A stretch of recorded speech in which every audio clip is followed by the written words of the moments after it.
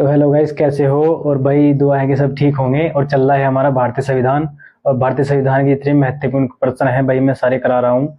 और भाई भारतीय संविधान बहुत बड़ा है और हमें इसको डीपली पढ़ना है। अभी मैं सारी जितने भी बुक्स वगैरह हैं सारी हैं, तो सब निकाल ली हैं और सब तैयारी कर रहे हैं उसकी। तो अभी जितना भी हो सके हम बेसिक से करा रहे हैं कि पहले हम अपना मोटा मोटा पढ़ लें, जो हमारे ज़्यादातर एग्जाम में वगैरह में आता है। तो जितने भी एग्जाम वगैरह में पूछे जाएंगे तो सारे हम वो पढ़ेंगे पहले। और हम जितनी डीपली धारा हैं, भाग हैं, ठीक है, अनुच्छेद हैं, तो उनको हम सब डीपली पढ़ेंगे जी। ठीक है, जितनी इसमें कानून की जितने भी कानून के एक्ट हैं जितने भी होंगे हम सब इनको डीपली पढ़ेंगे। ठीक है, तो आज भाई जितने महत्वपूर्ण कुछ प्रश्न है तो मैं कुछ प्रश्न लेके आया हूँ आज। तो आज करते हैं इनके बारे में डिस्कस। तो भाई सबसे पहला है हमारा, स्वतंत्र भारत का प्रथम गवर्नर जनरल कौन था? स्वतंत्र भारत का प्रथम गवर्नर जनरल कौन था? क्या है? स्वतंत्र भारत का प्रथम गवर्नर जनरल कौन था? तो भाई ये था हमारा लॉर्ड माउंटबेटन। कौन था? Lord Mountbatten. ये हमें बहुत इंपॉर्टेंट है, पूछना भी कई बार एग्जाम में पूछा गया है।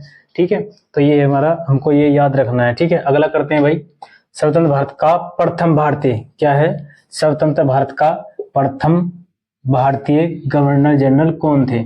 तो भाई सबसे प्रथम थे भाई चक्रवर्ती क्या? चक्रवर्ती राजगोपालाचारी। क्या है? राजगोपालाचारी जी। ठीक है, क्या थे हमारे?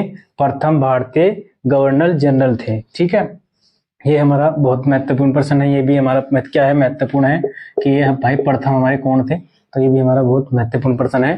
ठीक है, अगला करते हैं भाई, स्वतंत्र भारत का अंतिम। क्या है? स्वतंत्र भारत का अंतिम भारतीय गवर्नर जनरल कौन थे? तो अंतिम भी क्या है, प्रथम भी कौन थे?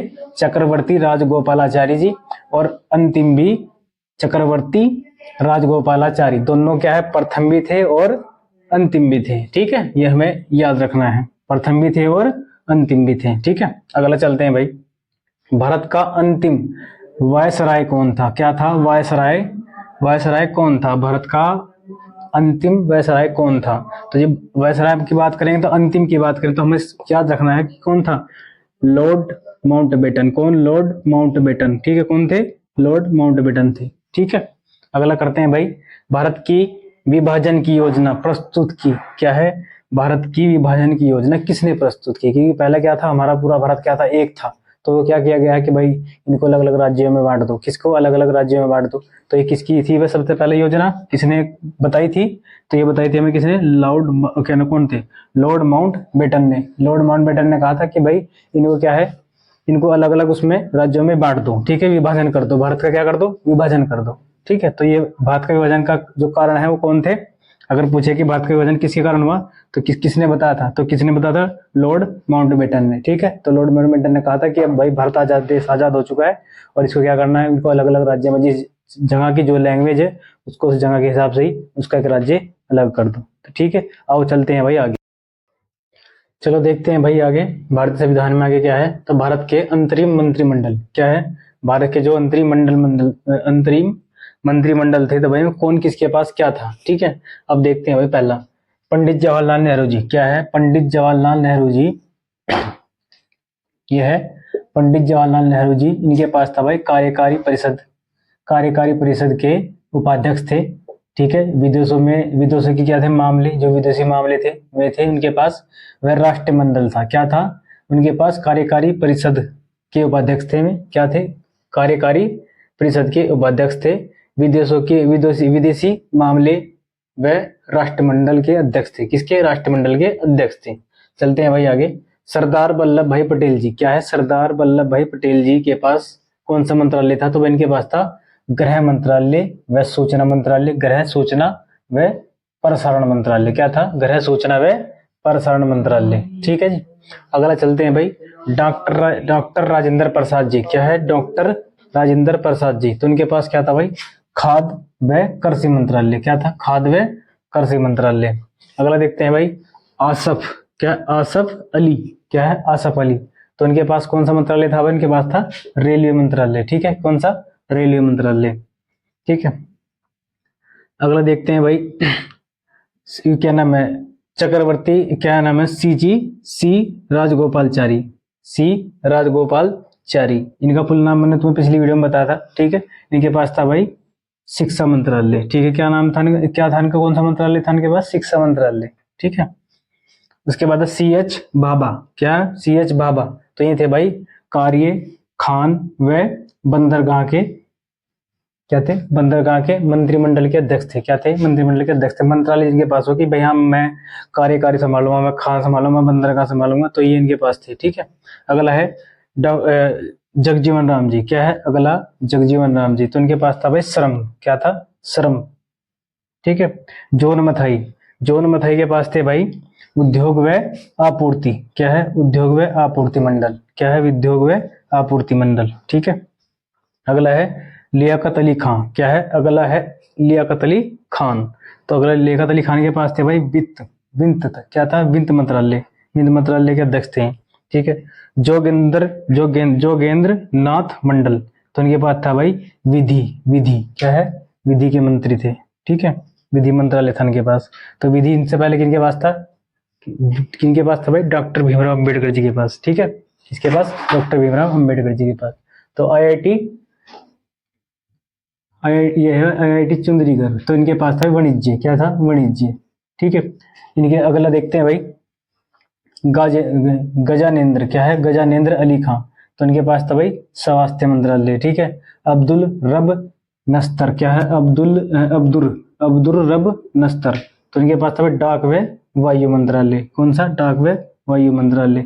सरदार वल्लभ देव सिंह जी, क्या है, सरदार वल्लभ देव सिंह जी, इनके पास था भाई अपना देश का रक्षा मंत्रालय, कौन सा, रक्षा मंत्रालय, ठीक है। तो ये है भारत के संविधान के बहुत ज्यादा, बहुत इंपॉर्टेंट महत्वपूर्ण पर्सन, और जितना भी हो सके भाई अपनी स्टडी अच्छी करें और नोट्स बनाएं, जो भी हो तो करते रहें भाई, ठीक है। तो भाई आओ देखते हैं आगे, तो देखते हैं भाई आगे। और हमारे पास क्या है कि प्रारूप समिति के सदस्य कौन थे, क्या है, हमारे भारत की जो प्रारूप समिति थी उसके सदस्य कौन थे। तो प्रारूप समिति के सदस्य भाई कितने थे, ये याद रखने, कितने थे, 7 थे, कितने थे, 7 थे, कितने, 7।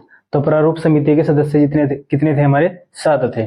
तो सबसे पहले कौन थे भाई, डॉक्टर भीमराव अंबेडकर जी, क्या थे, ये इसके मेन अध्यक्ष थे, क्या थे, इसके मेन अध्यक्ष थे।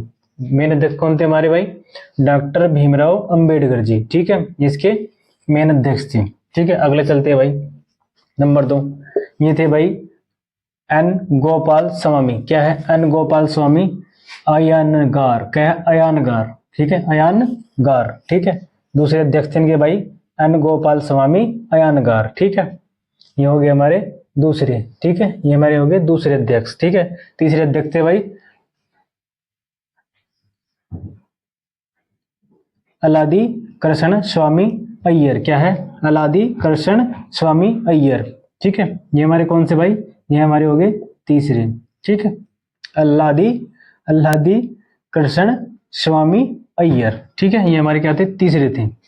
आगे देखते हैं भाई 4 कौन थे, कन्हैया लाल, कौन थे, कन्हैया लाल मणिकलाल, क्या है, मणिकलाल, कन्हैया लाल मणिकलाल मुंशी, दोनों क्या बोलते शॉर्ट में, डॉक्टर के एम, ठीक है, क्या, डॉक्टर के एम मुंशी, क्या बोलते थे, डॉक्टर के एम मुंशी बोलते थे, ठीक है, शॉर्ट में इनको बोलते डॉक्टर के एम मुंशी, ठीक है। अगला देखते हैं सैयद 5 है हमारा, सैयद मोहम्मद शाहदुल्ला, क्या है, शाहदुल्ला, ठीक है, क्या नाम, सॉरी, सैयद मोहम्मद शाहदुल्ला, ठीक है, शाहदुल्ला। ये हमारे कौन थे भाई, 5वें अध्यक्ष थे। 6 अध्यक्ष थे भाई, 6 अध्यक्ष थे हमारे एन माधव राव, क्या है, एन माधव राव, इन्हें बी एल मिश्रा के स्थान पर नियुक्त किया गया था, किनके स्थान पर, ये इंपॉर्टेंट क्वेश्चन है, ये बहुत इंपॉर्टेंट क्वेश्चन है ये वाला।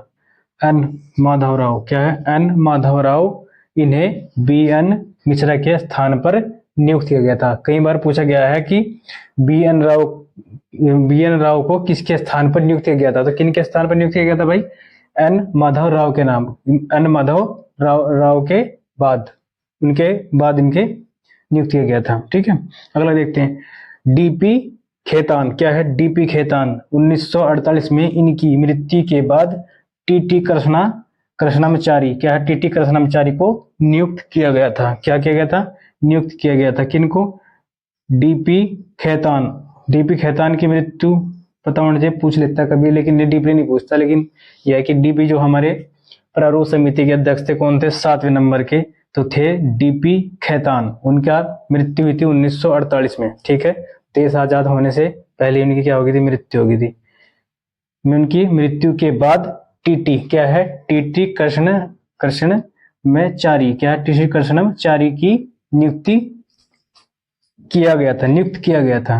ठीक है, तो ये हमारे भाई कितने थे, 7 नाम हैं जो हमारे प्रारूप समिति के अध्यक्ष थे। ठीक है, और भाई चैनल को लाइक और शेयर करें भाई, ताकि उन तक भी पहुंच सके जिन बच्चों के पास हमें संसाधन नहीं है। और भाई जितना भी हो तो भाई चैनल को ज़्यादा से ज़्यादा फैलाएं, और भाई चैनल को लाइक और सब्सक्राइब जरूर करें। तो आज के लिए इतना ही भाई, जय हिंद।